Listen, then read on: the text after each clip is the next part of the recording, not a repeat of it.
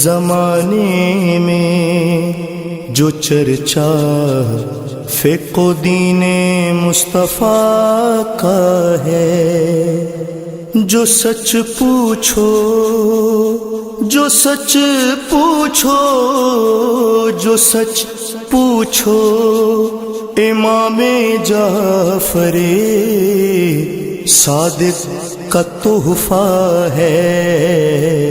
السلام علیکم ورحمۃ اللہ وبرکاتہ۔ رب اعوذ بک من ہمزات الشیاطین واعوذ بک رب یحضرون۔ بسم اللہ الرحمن الرحیم۔ الحمد للہ وسلام علی عبادہ الذین اصطفیٰ ولعنۃ الدائمۃ الباقیۃ علی اعدائہم اجمعین من الآن الی قیام یوم الدین، اما بعد۔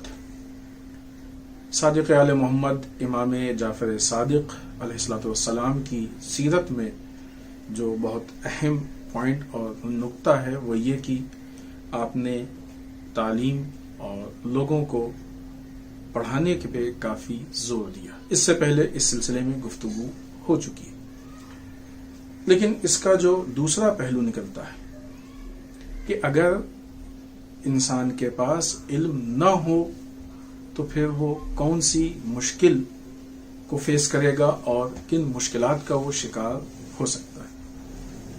سب سے پہلے یہ بات کلیئر ہو جائے کہ یہاں پہ علم سے مراد صرف علم دین نہیں ہے۔ علم دین ایک وہ بنیادی علم ہے کہ جس کی ضرورت ہر ایک کو پڑتی ہے۔ ایک بیسک وہ علم کہ جس میں حلال و حرام کی گفتگو ہو اور انسان وہ بنیاد سمجھتا ہو کہ ہمیں کیا کرنا ہے کیا نہیں کرنا ہے، اس کی ضرورت سب کو ہے، لہٰذا اس کی اہمیت زیادہ ہے۔ لیکن اس سے ہٹ کے بھی ایک معاشرے کو کمال کی طرف لے کے جانے کے لیے بہت سارے علوم کی انسان کو ضرورت پڑتی ہے۔ امام صادق علیہ السلام کی تحریک میں مسئلہ جو علم کی ترویج کا تھا وہ صرف علم دین نہیں تھا، بلکہ دنیا کے سارے علوم کو آپ نے لوگوں کے درمیان رائج کرنے کی بھرپور کوشش کی ہے، اور بہت سارے علوم وہیں سے پیدا ہوئے ہیں اور لوگوں تک پہنچے ہیں کہ جس سے آج بھی دنیا فائدہ اٹھا رہی ہے۔ لہذا آج علم کا ہونا یا نہ ہونا صرف علم دین کے ہونے نہ ہونے کی بات نہیں ہے، بلکہ جو زمانے کے علوم ہیں یہ سب ہمارے اندر ہونے چاہیے۔ لہذا ہمارے بچوں کو بہتر طریقے سے، اچھے طریقے سے، محنت کے ساتھ جا کے ایجوکیشن کو حاصل کرنا چاہیے، علم حاصل کرنا چاہیے اسکول کالج وغیرہ میں، اور اچھے سے اچھے پرسنٹیج اور مارکس لانے چاہیے۔ یہ ہمارے معاشرے کے ترقی اور کمال کے لیے بہت اہم ہے۔ لہٰذا اگر ہمارے درمیان علم نہیں ہوتا ہے تو ہماری قوم جہالت کی طرف جائے گی، زمانے کے ساتھ چل نہیں پائے گی، زمانے سے ہم آہنگ نہیں ہو پائے گی۔ اگر علم نہیں ہوگا تو قوم بدنام ہوگی۔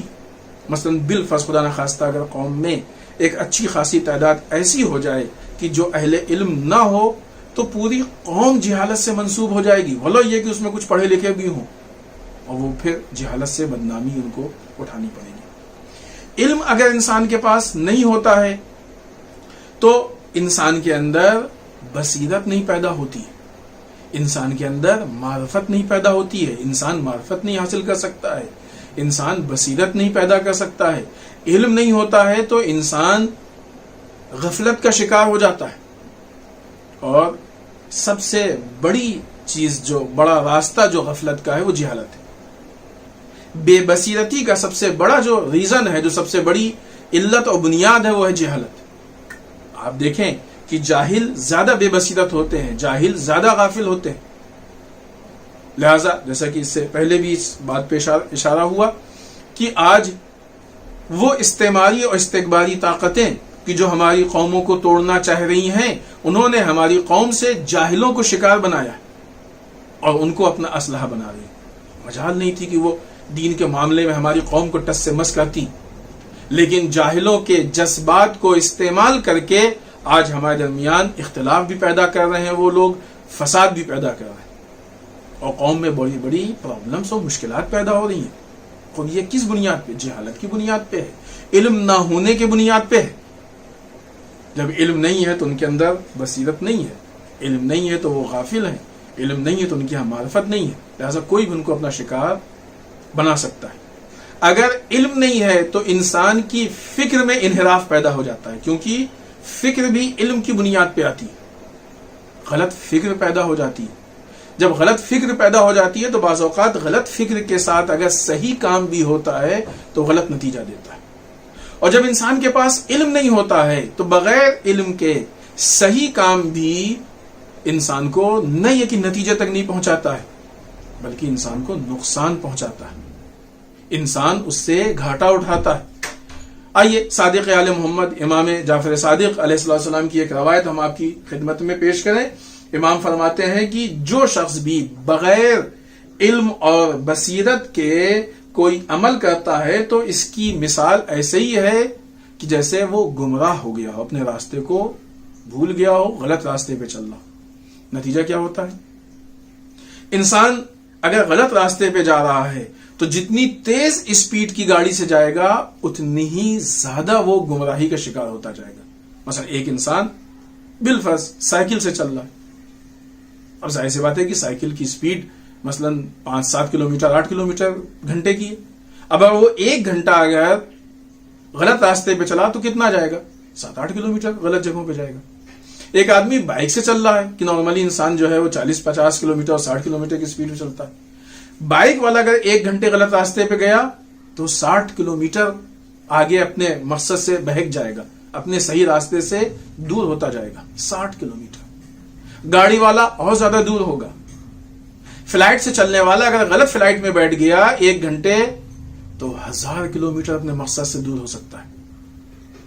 لہذا ابھی ہوتا ہی ہے کہ معاشرے میں ہم یہ دیکھتے ہیں کہ یہ کس اسٹائل میں چل رہے ہیں، کیسے چل رہے ہیں، اسپیڈ کیا، لیکن علم یہ بتاتا ہے کہ آیا یہ صحیح مقصد کی طرف چل رہے ہیں کہ نہیں چل رہے. جہالت انسان کو مقصد سے دور کرتی جاتی ہے.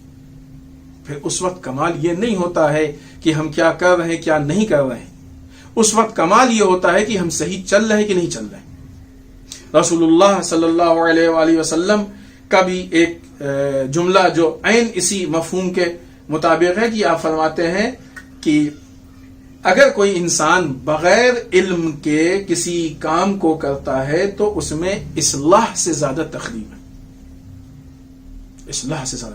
آج ہمارے معاشرے میں اس چیز کی ایک کافی فضا ہے کہ وہ بہت سارے وہ لوگ کہ جو کسی چیز کے بارے میں نہیں جانتے ہیں، مثلا علم دین کے بارے میں نہیں جانتے ہیں اور لوگوں کو پڑھانا شروع کر دیتے ہیں. جن چیزوں کے بارے میں نہیں جانتے ہیں اس میں دخل اندازی شروع کر دیتے ہیں. ان کے یہ کام کرنے سے فائدہ کم ہے، نقصان زیادہ. اور اگر بغیر علم کے جا رہے ہیں تو نہ یہ کہ اپنے مقصد کی طرف جا رہے ہیں بلکہ مقصد سے دور ہوتے جا رہے ہیں. لیکن جب تک انسان کے ہاں بصیرت نہیں پیدا ہوتی ہے، تھوڑا بلندی سے وہ نہیں دیکھتا ہے، اس وقت تک خالی روڈ دیکھ کے انسان کو یہ احساس نہیں ہو پاتا ہے کہ وہ مقصد سے دور ہو رہا ہے، گمراہ ہو رہا ہے. بلکہ اس کو ایسا لگتا ہے کہ ہم جتنا بڑھ رہے ہیں اتنا مقصد سے نزدیک ہوتے جا رہے ہیں. لگ رہا ہے کہ مقصد سے نزدیک ہو رہے ہیں لیکن در واقع وہ مقصد سے دور ہو رہا ہے. لہذا امام یہ چاہتے ہیں کہ ساری دنیا اور بالخصوص ہماری قوم علم حاصل کرے اور کمال علم تک پہنچے تاکہ ہر طرح کی گمراہی سے ہم محفوظ رہیں اور ہماری ہر کوشش کامیابی اور کامرانی تک ہم کو پہنچا دے. والسلام علیکم ورحمۃ اللہ وبرکاتہ.